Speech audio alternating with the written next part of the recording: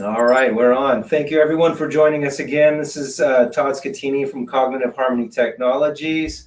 And we have our guest tonight, Sebastian Nassau, who's a replacement guest. We were supposed to have Ellie Scheinman tonight, but it's Rosh Hashanah tonight and today. So we wanted to make sure that he gets some time to celebrate with his family.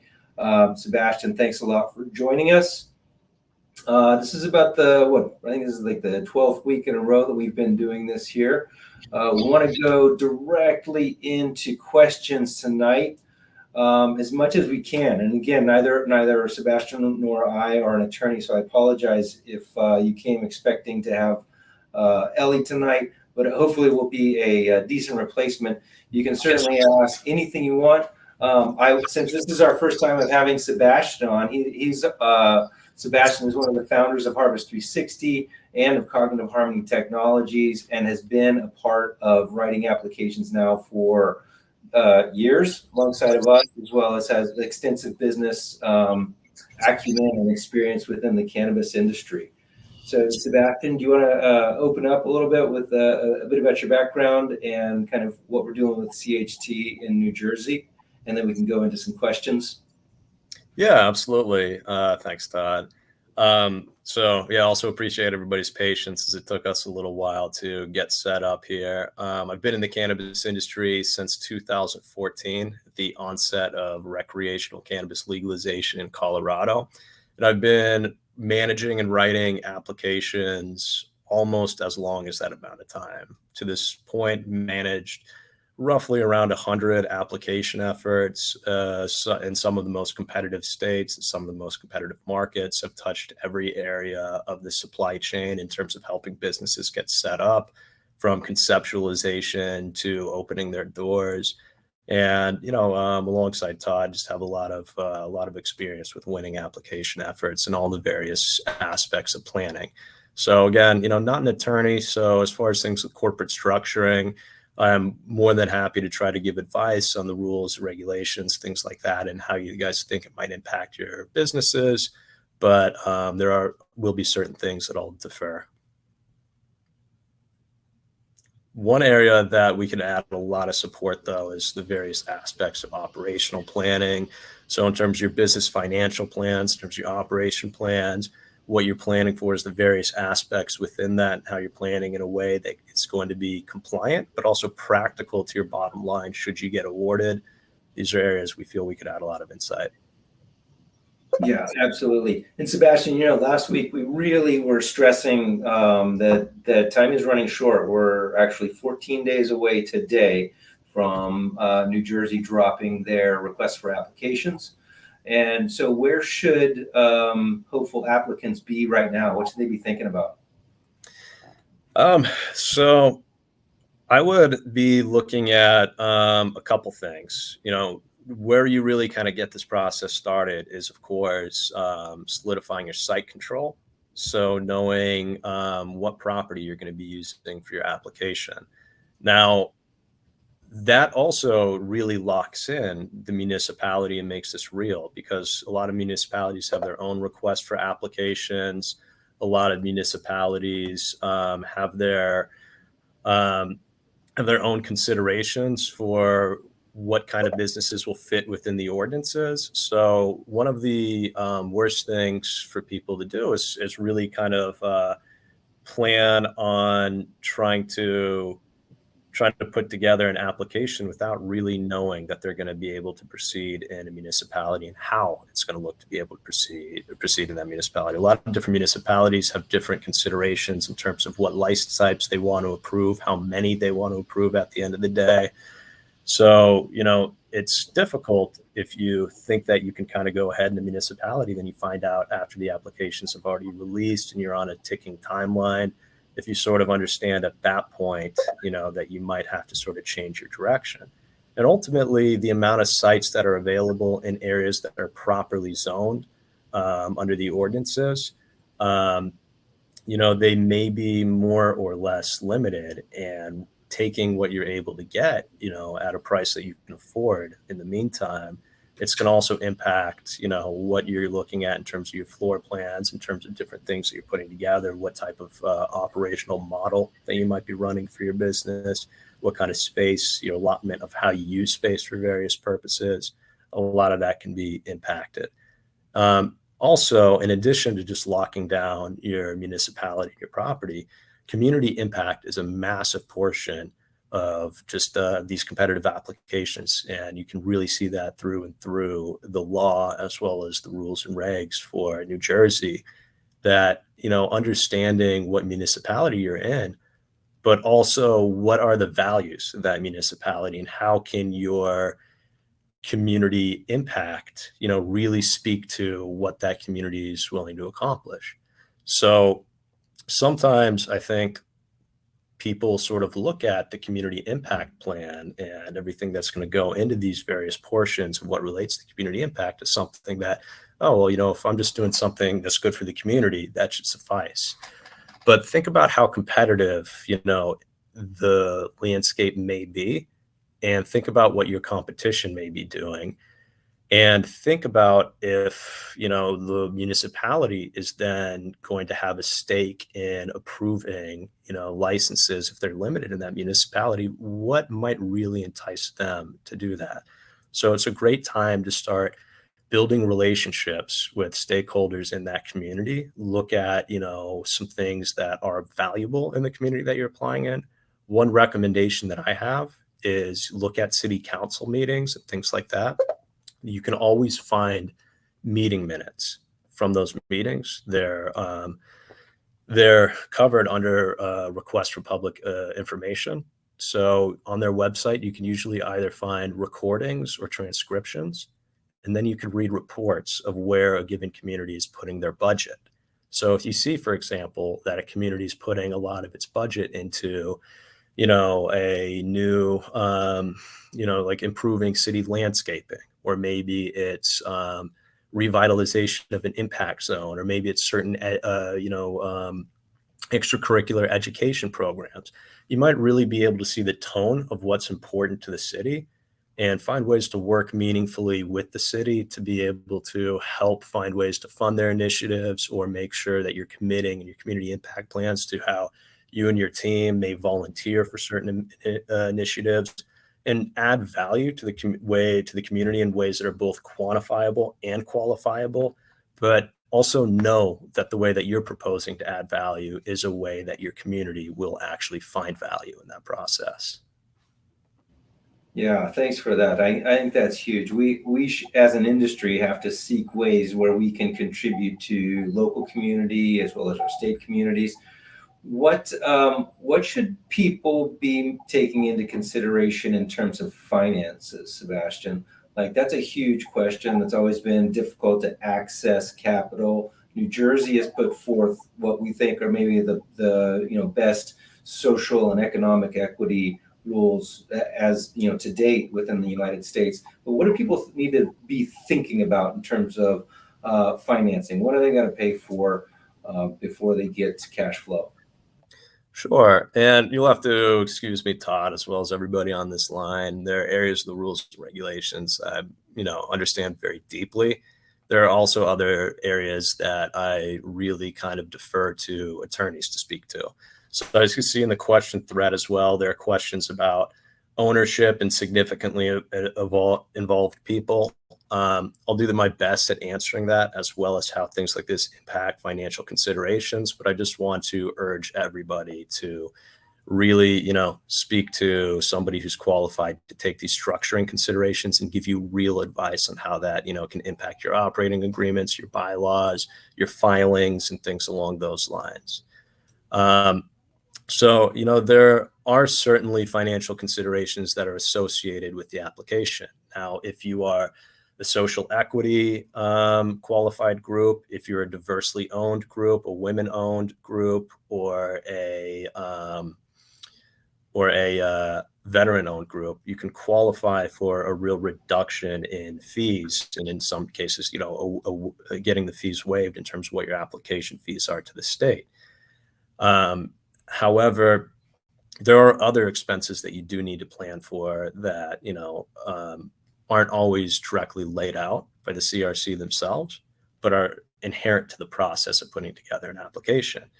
And remember, there are different application processes between annual and conditional. So some of these, fees are relevant after you get your conditional. If you're going for a conditional first, for example, you can minimize fees by trying to go for a conditional first and then applying within the allotted period for your annual. But if you're going straight for an annual, there are a lot of fees that are just going to be inherent to your process of developing your plans and everything necessary that are going to go into the various sections of the application. So for both, though, one thing that's the steepest fee for most people is getting site control. So that is, unfortunately, just a heavy expense. That's a necessary evil for this process. Locking in a property, demonstrating that you either have a lease of that property or ownership of that property, so that you're in full control of a qualifying property. So, you can mitigate some expenses by trying to get creative in structures with your landlord. It also really depends on what area you're in, of course, understanding the dynamics of the area that you're in and like how much demand there is for commercial real estate versus how little demand there is for commercial real estate. But ultimately, just having a plan for what you're going to have to pay for your property if you haven't already locked it up is a really important expense to plan for. Also, depending on your team's experience and your team's, credentials, some people can handle some things just using the sweat of their team, but other people really need to contract things out. But, one example of that would be your operating expenditure and capital expenditure table. So essentially how you're going to create your pro forma and things like that. A lot of people have the financial planning acumen that they can make sense of those kind of items. But, you've got a lot of different expenditures and things that impact revenue in a very specific supply chain and just necessary management functions of a cannabis company overall that sometimes will make you really want to elect to go with somebody who is a certified financial planner with experience in the cannabis industry to help give you realistic financial assumptions that can dictate a lot of areas of your plan. You also want to set aside money, for an architect to be able to help you with floor plans and things along those lines. And, that's really for some of the architecture and engineering related things that you're going to need to do. What's your layout going to look like? What's your floor plan? Is that consistent with your operations in terms of what your capacity is in that building and how you're going to move people between restricted and non-restricted and limited access areas of the facility? Without an architect, you're really kind of just drawing that on a napkin. And, you want to be pretty intentional about what's going to be presented to the state there. Additionally, I would recommend a certified security firm, because these are firms that really do have not just sort of the licensure to be able to understand the process that they're moving through to be able to put together your plans, but there's nuances to the process in terms of how you're going to ensure that all product is transported accordingly, even if you're not doing a distribution or transporting related, license type. Still making sure that you have plans for how you're going to prevent diversion through this, how you're going to make sure that you have a safe presence in the community. So, coming from the perspective that somebody who has a background in this would look at, they would look at what are the emergency management plans? What are the catastrophic plans that you would have? How do you interface with the police officers in the community? Can you put response plans to the community itself? And some ordinances within some municipalities are going to be stricter or less strict on how they're going to want to see you accommodate your plans for how it's going to impact your surrounding area. And then there's even more granular items like, what are the specific security equipment that you're going to select? What kind of personnel training are you going to be doing? How are you going to kind of ensure and factor certain aspects of the security of your building? So that is certainly an area that I'd recommend having a qualified, security personnel planner, being able to step in on. Additionally, there are plenty of other aspects that people may be able to come up with more or less information on. There's certainly a lot of tools in the industry, such as the ones that Cognitive Harmony Technologies are putting together to help, create a lot of pathways to arriving at the answers for all these areas of planning. But, for a lot of people, they might look at putting an investment into gathering content operationally. Say they're from the cultivation side, they want somebody who can give them a very tailored and specific genetic program or horticultural program. If they're on the retail side, maybe they want somebody to come in very specifically to put together, specific plans to do with that. Manufacturing plans, maybe they want somebody to come in and tell them exactly what type of extraction equipment they're going to need, what type of infusion processes they're going to have, what the quality control, quality assurance processes look like. So sometimes the question, Todd, about how much somebody should expect to pay, it really comes down to the threshold of how much time is a team willing to put in to bring themselves up to speed, and what are the areas where, where time's really not even going to really suffice, and to a certain degree, like maybe you need an architect or a financial planner, or a security advisor, a cultivation advisor, somebody to help fill in those gaps. Yeah, and I mean, there's so many times when you have to throw money at a problem in cannabis to find a good consultant in a specified area. That's what we tried to bring on. We've had on now Sapphire Risk on our Wednesday evening discussions. How about compliance? Now, the compliance, where that's one that comes up all the time in this industry. How do people set themselves up for success to be compliant and to win the application and maintain compliance throughout the operation of their license?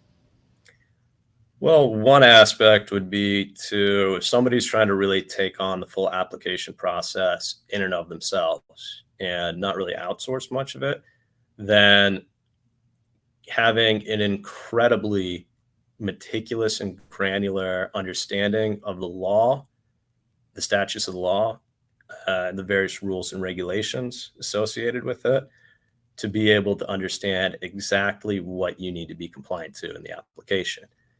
Everything that you put together, you need to talk about how you're going to operationally accomplish something and how the management of your company is going to accomplish something, and then how it will be in compliance with the direct rule or statute. So compliance is incredibly important. It's essential from that point of view. So I think there are definitely tools to help people. If you find a lot of third-party templates and things like that, they might, fill in some of those blanks for you, or you write it in a way that's that you can fine-tune it to. There's also software that takes it a lot further than just a simple template, like what we're looking to provide through CHT, where it really kind of, breaks down everything for you in a way that's already filled in a way that's, compliant and meets all compliance parameters that you just have to customize specific information for. Or for groups that aren't going through the CHT platform, having the right kind of personnel to be able to, maybe like contractors. It could be like, for example, compliance contractors who are going through and just auditing the application through and through.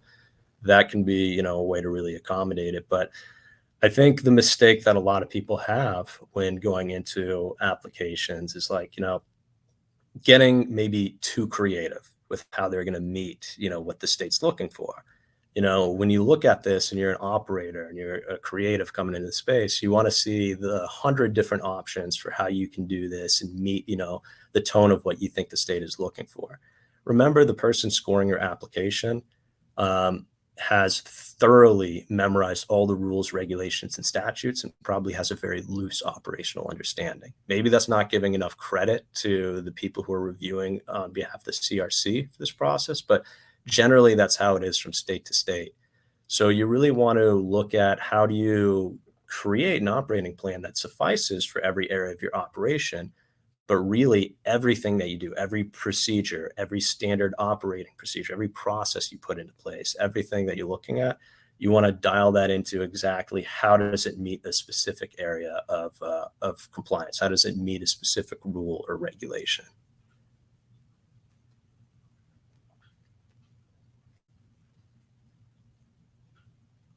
Sorry, Todd, you're muted.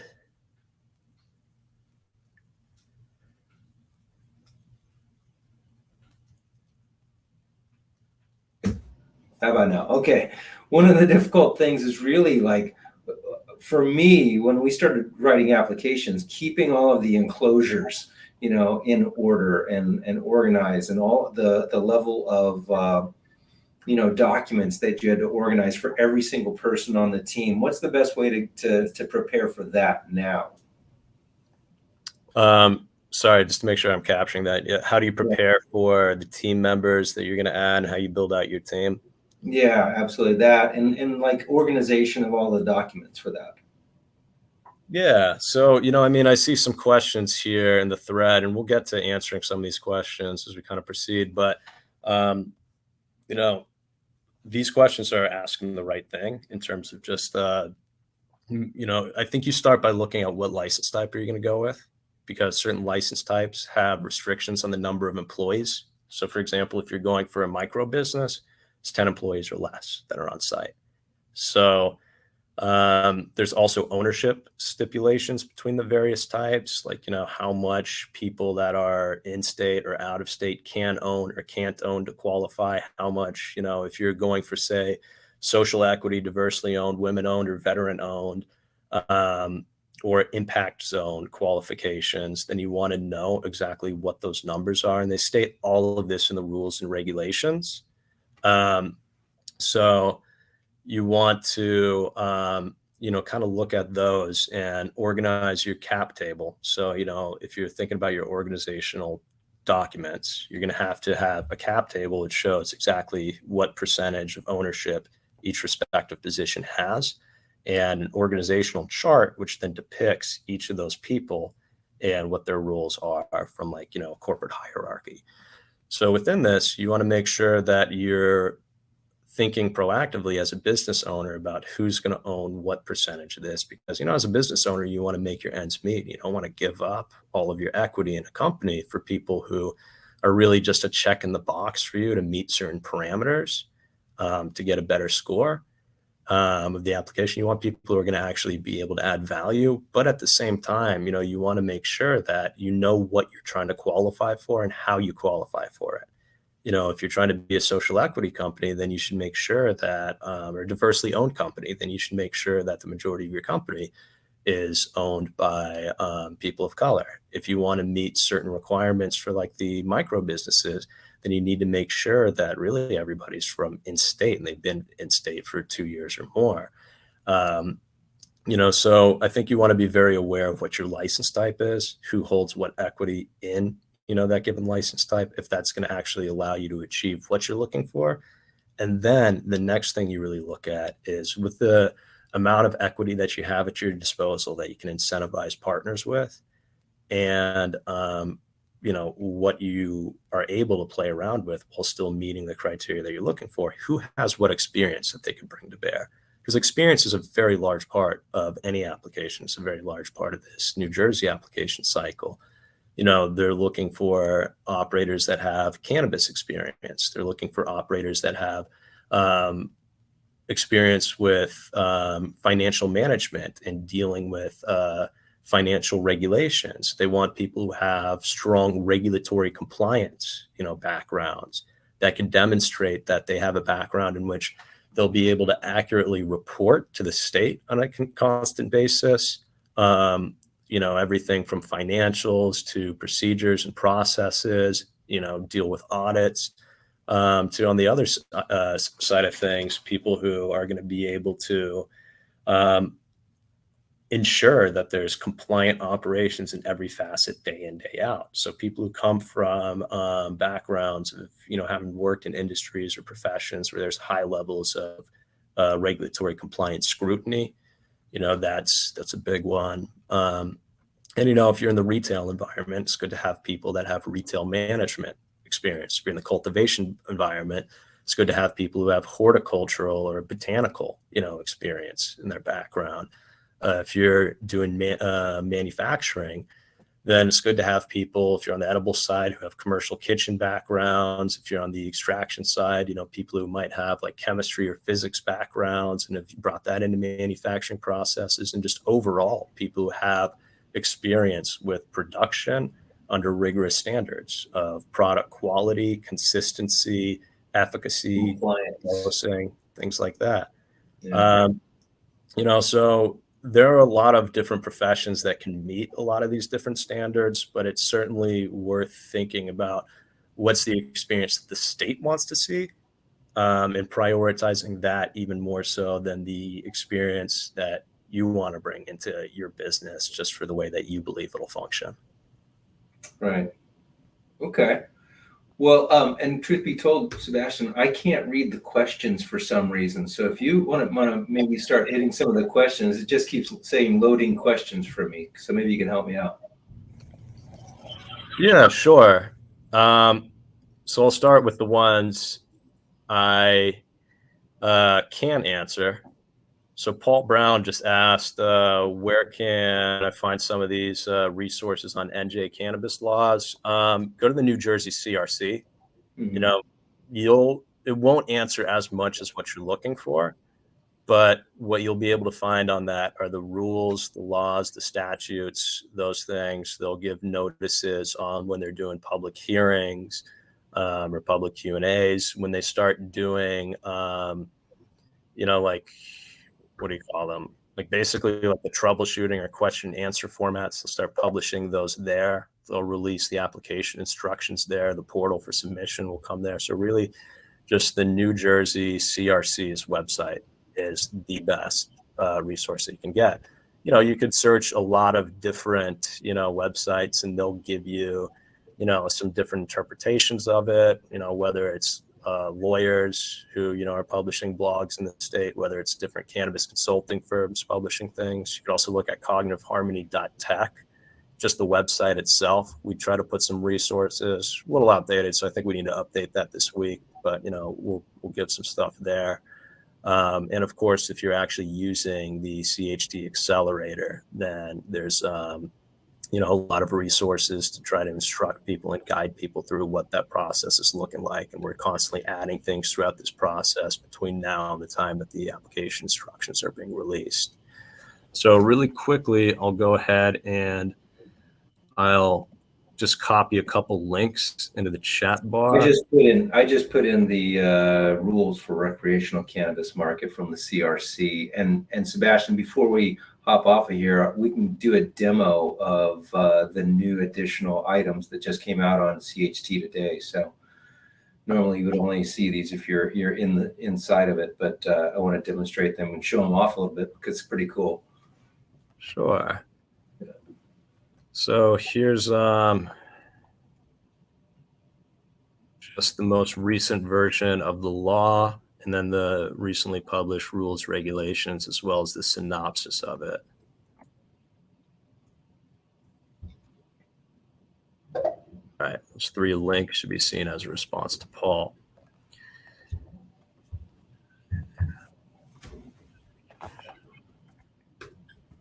All right, and still, Sebastian, I still can't read questions.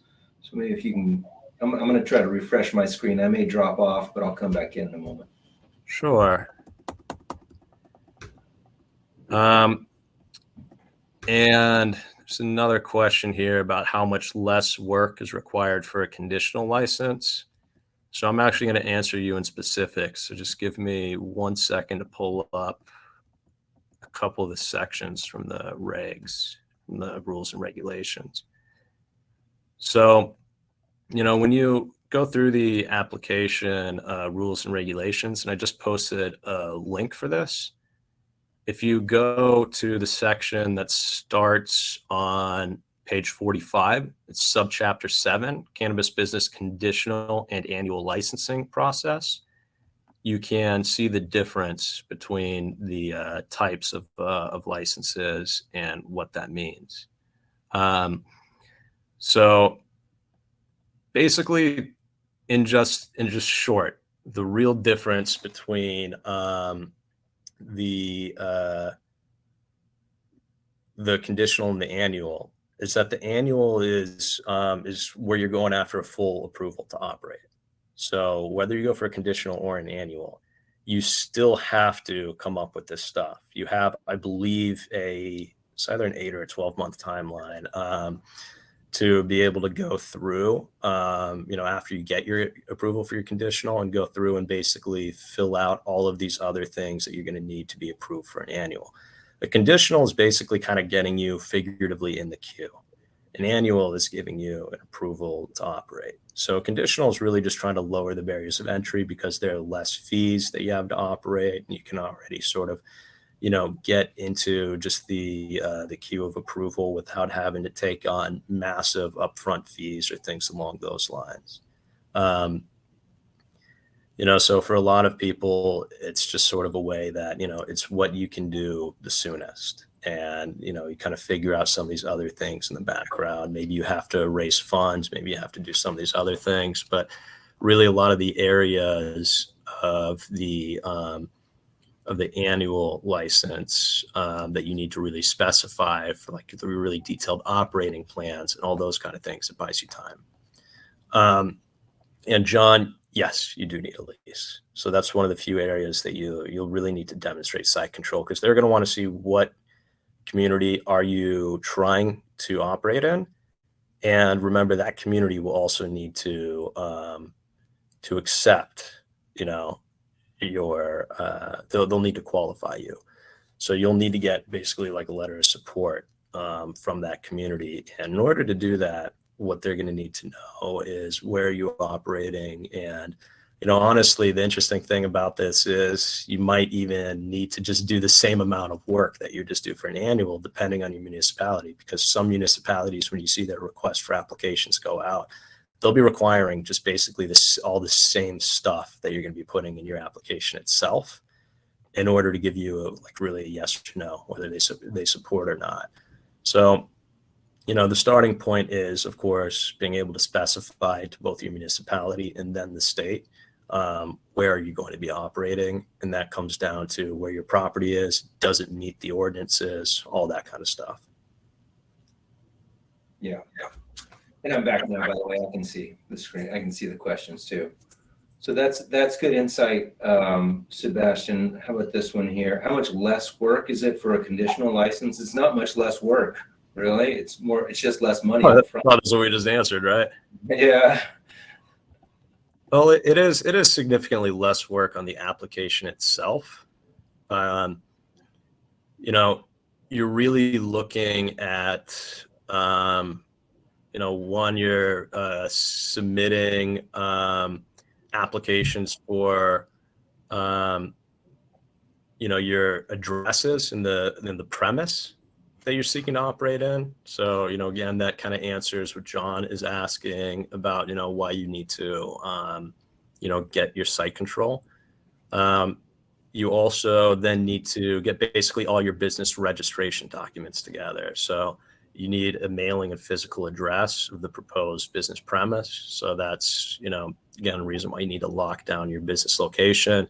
You need federal and state tax identification numbers, so like your FEINs and your state identification. You need to register your business. So get your official just business registrations in. And if you have, depending on what type of business you're setting up, you're going to need articles of incorporation, bylaws, or your operating agreement. So you'll need to work with an attorney to put that together. So you'll also need a business plan and management operation profile for the business, which is not something they've really defined what they're going to be looking for, except for in kind of abstract, ways so far. You also need to, have a plan that talks about how you're going to be getting insurance coverage, and a regulatory compliance plan, where you're talking about how you're going to meet the different regulatory compliance aspects. And then there are just various other waivers and releases and whatever fee is required for you based on, which classification within the license type, meaning social equity, diversely owned, veteran owned, or whether you're an impact zone environment. Yeah, right. So there could also be additional requirements that they throw into that basically suffices for that. And then you need to really kind of break down your list of owners and each owner and their various, things, which could be anything from tax releases to just government issued IDs, and then break down specifically who owns what. If you're going for a conditional license, you also need to certify that your owners have that each owner has a adjusted gross income of no more than $200,000 or no more than $400,000 if it's a joint filing. And then you also need to certify that nobody has a competing interest in a license applicant or license holder that's holding an annual cannabis business license in addition to the one that they're submitting an application for. So there are various other small things that sort of have to do with this, but a lot of the other stuff has to do with again, are you filing for, like, say, registering as a business in impact zone? Are you registering as a business that's diversely owned or women owned, in which you'll need to go through various processes to show that certification that can actually prove that, show third party proof for that. Right. Okay. Shall we move on to Hyder's question about community and environmental impact here? Sure. So I guess just to really quickly talk about the other portion of that, what you have to do for an annual license, in addition to that, which is also what you have to do for the conditional license conversion process, is you have to basically put together a just series of plans and operating procedures, that have to do with everything from the more detailed site plan. So not just showing that you have site control, but what's your actual site plan? So like floor plans, any renderings, architectural or engineering plans.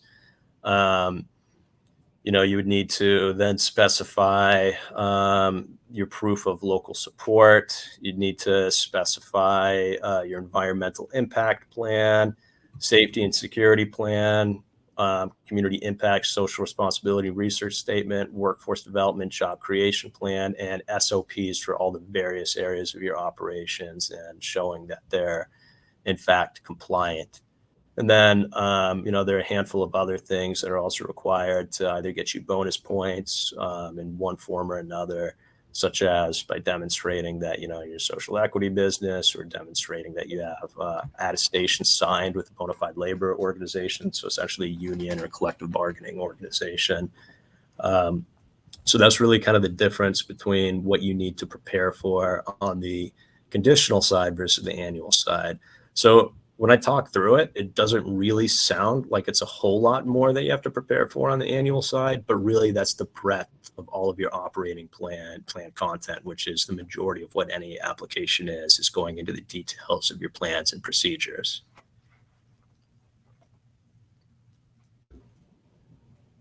Very cool.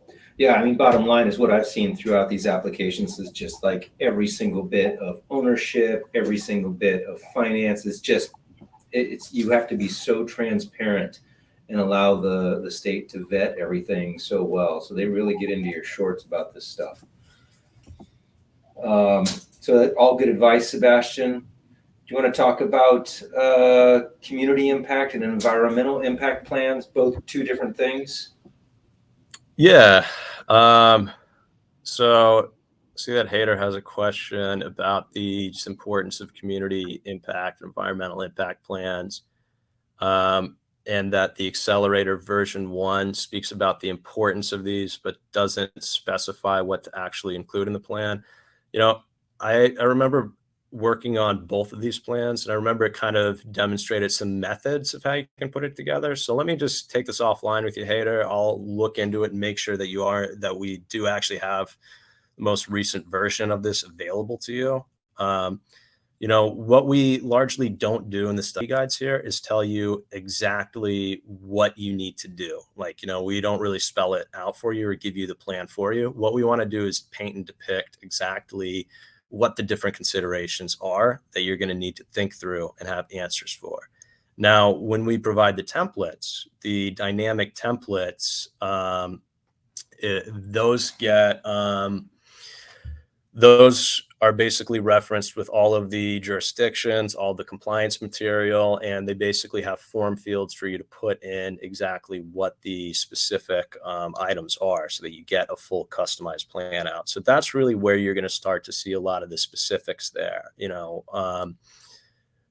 What we'll do is give you enough so that you should be able to choose from various options and come up with something that's customizable for yourself, using the materials that are given. So ultimately, the templates are where you can get like a real level of specificity. The guides are supposed to frame your thinking and give you context for how you might answer certain things that might apply to the templates. But ultimately, once you finish the templates, you go through those form fields, you answer some questions, you make some key indications, and you'll get a full exhibit. That's a completed exhibit, full finalized exhibit for you. And those will be released shortly after September 21st, when the application instructions are supposed to come out earlier, if they come out earlier. But, it's not really possible for us to put that out in a way that's going to be completely relevant to what the state's looking for until the state fully indicates what they're looking for. And we don't want you guys doing a bunch of work that you'll then just have to do twice. Yeah, exactly.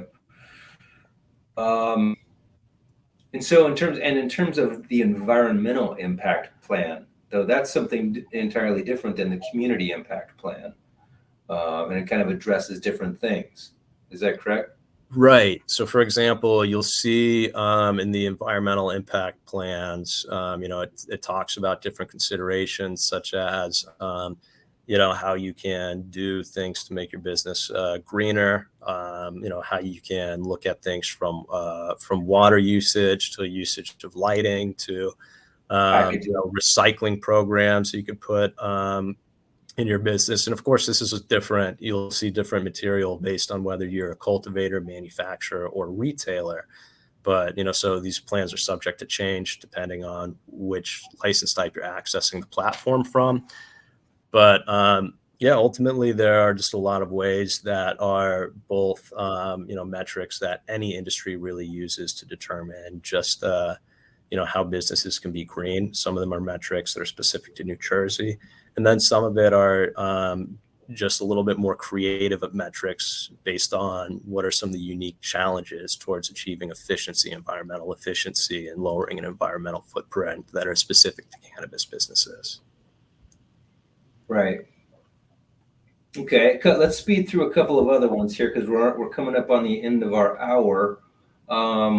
Hyder also asked when it comes to distance, do universities and colleges count? I just answered that one. I think it's no, it doesn't really matter for a university or college. I think they're talking about schools that house minors.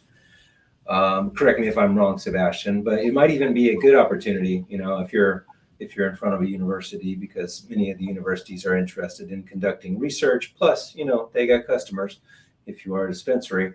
I don't know if you want to go into anything further on schools, colleges, and universities, Sebastian. No, I don't. I think you covered that. Okay, let's cover significantly involved persons. What does that entail? I can't remember exactly how much percentage ownership that is. If it's 5% or 10%, do you recall? I believe it's 5. Let me just confirm, and that actually might vary between license types. Mm-hmm. And then let me just go ahead and answer Gayathri's question here. Can federal employees or federal contractors or DoD contractors have ownership above 5% in the cannabis retail business? I don't think there's anything precluding them from having ownership. It would preclude them from federal employment, most likely. And if they're holders of security clearances, it would likely make them ineligible for that type of thing. So it's many federal employees are looking to make the leap into this industry. So I think applying while still a federal employee is no issue at all. But once you're issued a license, or even if that federal employer gets wind that you are applying for a license, there's a good potential that you could be called to the carpet and handed your papers and sent home. And now that being said, I certainly applaud anyone who's working in the federal government and interested in owning license in this cannabis industry, or just being a part of the industry. Just the other day we brought into the accelerator an active duty Air Force sergeant that we're really excited to bring in. So let's see here. Paul's got a question for us. He's a veteran. Thanks for your service, Paul. Missed the application deadline about the grants. Is there any way that you can apply for a future grant? Yeah, I think there are actually going to be future grants coming out. I think CHT may be putting out a grant here shortly. I know we're talking about that. And we're also trying to convince both municipalities and private institutions and organizations to support the scholarship program. We think that this service should be free to you. Unfortunately, we can't make it free because we still have to keep the lights on and everything, but we've brought it down to the services that we're providing here are worth well over $150,000. And, we're charging 16 for them for a license in there. So Paul, keep your eyes peeled on the platforms. What's that? The value depends on license type, of course. It does. Yeah. Full Monty. Yeah, for sure. But just please, follow us on all platforms and be ready for the next one. Because they will be coming, and take a look at the last ones and what the questions were that were asked that can kind of help define what your intention is in the cannabis industry. I think that's really what we build it off of. Okay. Sebastian, let's go ahead and take some time. I can go ahead and share my screen and we can show the new additions and then we'll sign off. Okay. So I think everyone else, I don't know how many people are on the chat site here are actually within the accelerator yet, so they may not have seen this. I'm going to go ahead and share my screen.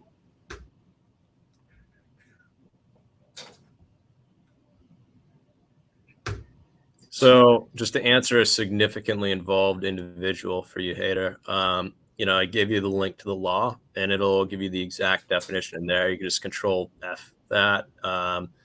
So yeah, it's a person or an entity. So it can be a business or organization that has at least a 5% investment interest in the business, or who is a decision-making member that owns at least a 20% interest in the license.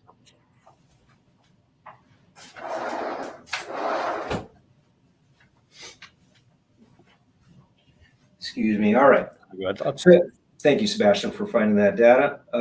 So here are the new tools that just came out onto the platform today. A master checklist, a data file, and then jurisdictions. And I'll kind of walk through those really quickly here. All right. The master checklist is what is going to help you keep your application organized.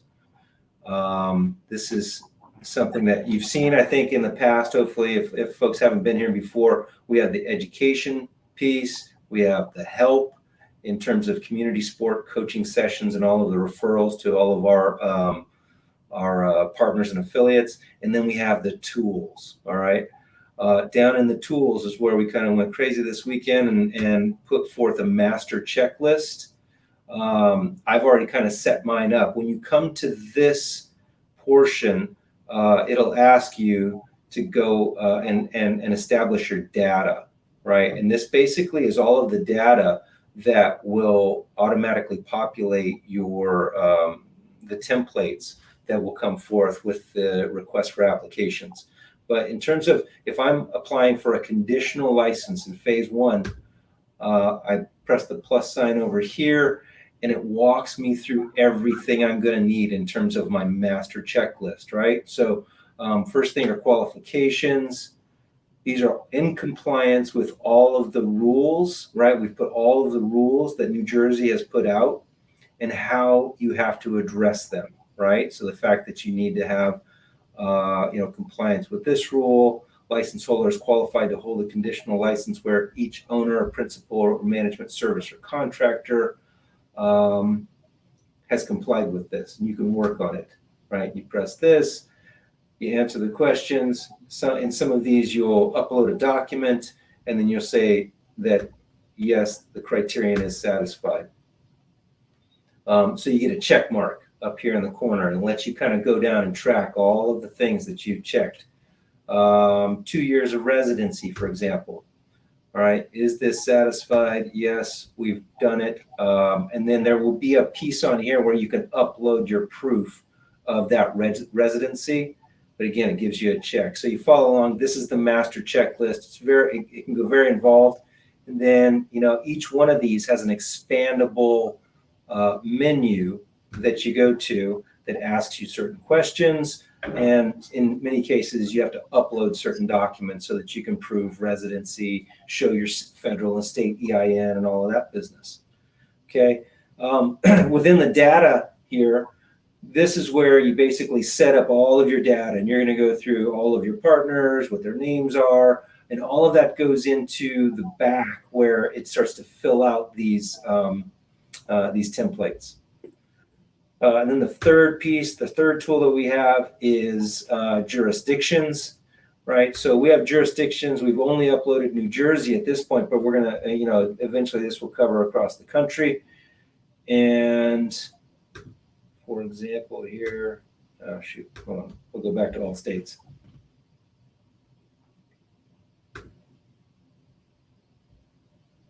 Okay, this one's not working well for me. Here we go. All right, so under the jurisdictions, this is where you'll find all of your the rules, the laws, the summary of the rules for the personal use of cannabis, and then you can also search for municipal laws, and you can find out whether or not your municipality or the municipality next to you has approved the adult use of cannabis. Okay, so you can this is a search bar. This takes you off the site to Infogram, where they've got a really useful tool set up. So those are the three new things that have been added in addition to all of the learning paths, right? This is a video programming that walks you down the learning path of either cultivation, manufacturing, or dispensary. All of the study guides that walk you through the industry, your retail operations, or just general knowledge.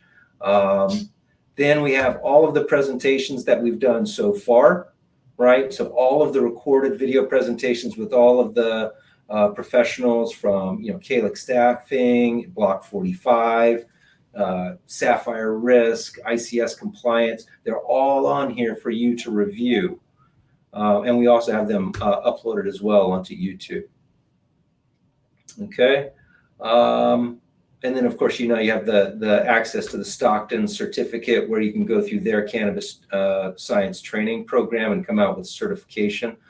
The hope is, the goal is around this whole thing is that folks will walk away with certifications, qualifications, an application that is, fully submittable to the state, access to all of the coaching, and all of the materials that we have. And, you also, even if you don't win a license at the end of this whole experience, you walk away with something that, you can show a certificate for, or you have an application that could be submitted in subsequent rounds or in other states or whatever. But at the end of it, I don't think you walk away with an empty bank account and, a lot of shattered relationships in your wake. Which is often the case in the cannabis space, and we think that that's unfortunate. So we created this platform to put all of our knowledge and experience under, and hopefully help a lot of people win licenses in the state of New Jersey. So I'm going to leave it at that and sign off for the evening. We're 5 minutes over. I apologize for going late, but I also apologize for coming in late. So Sebastian, thank you for joining us today. If you want to say a few words on the way out. Yeah, thanks for everybody's patience and for keeping you guys waiting on the line for 5-10 minutes or something like that. And thanks for all the questions, and talk to you guys next week. Awesome. And I see Linda is typing. So Linda, I'll wait for your question down here. Oh, okay. Thank you. Thank you so much. Thanks everyone, and have a great night.